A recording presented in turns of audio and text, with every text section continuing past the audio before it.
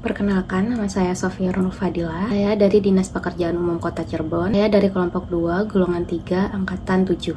Latsar CPNS Kota Cirebon tahun 2025. Pada kesempatan ini, saya ingin sharing tentang pengalaman pembelajaran atau substansi dan proses pembelajaran harian pada saat MOC pada web Sibangkom LAN RI yang telah saya lakukan mulai dari tanggal 30 September sampai 7 Oktober 2025 dan saya telah melakukan evaluasi pada tanggal 8 Oktober 2025. Sini saya akan flashback materi-materi apa saja yang telah saya pelajari. Yang pertama yaitu ada sambutan dan overview terkait kebijakan pelatihan dasar CPNS. Diawali dengan sambutan Kepala LAN RI, yaitu Bapak Dr. Muhammad Taufik yang memberikan gambaran kepada kami peserta Latsar CPNS 2025 tentang pentingnya ASN di tengah visi besar misi Indonesia Emas tahun 2045, di mana ASN dituntut untuk menjadi motor perubahan yang profesional, adaptif, dan berintegritas untuk birokrasi yang berdampak. Selanjutnya yaitu ada sambutan dari Dr. Tri Widodo selaku Deputi Bidang Penyelenggaraan Pengembangan Kapasitas ASN yang memberikan gambaran tentang pengembangan kompetensi ASN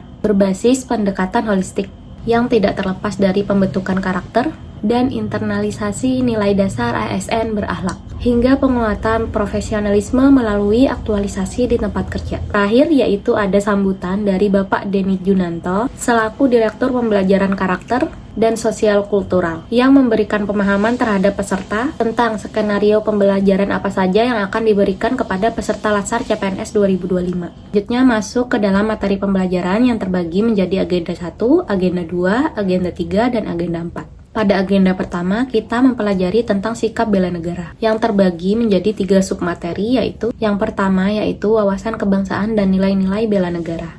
Setelah mempelajari ini, saya mampu meningkatkan pengetahuan dan wawasan terhadap wawasan kebangsaan dan kesadaran bela negara dalam sistem administrasi negara Republik Indonesia. Yang kedua yaitu analisis isu kontemporer. Setelah mempelajari materi ini, saya mampu memahami konsep perubahan melalui isu-isu kontemporer sebagai wawasan bagi ASN agar mampu berpikir secara kritis dalam menghadapi perubahan lingkungan yang strategis.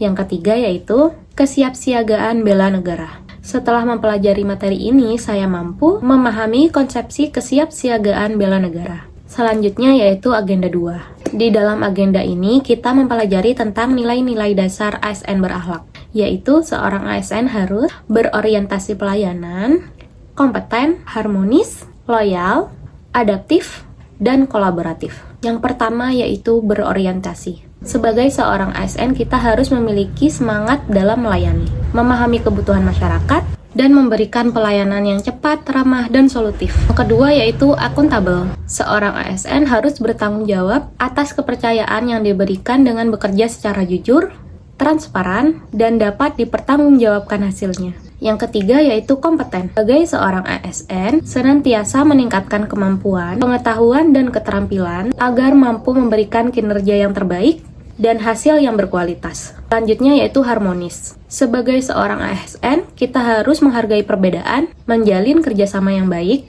serta menciptakan lingkungan kerja yang inklusif dan saling menghormati. Selanjutnya yaitu loyal. Seorang ASN harus setia pada Pancasila, UUD 1945, NKRI, serta mendukung kebijakan pemerintah dengan penuh integritas. Selanjutnya yaitu adaptif. ASN harus mampu menyesuaikan diri terhadap perubahan, berpikiran terbuka, dan terus berinovasi dalam menghadapi tantangan zaman. Terakhir yaitu kolaboratif.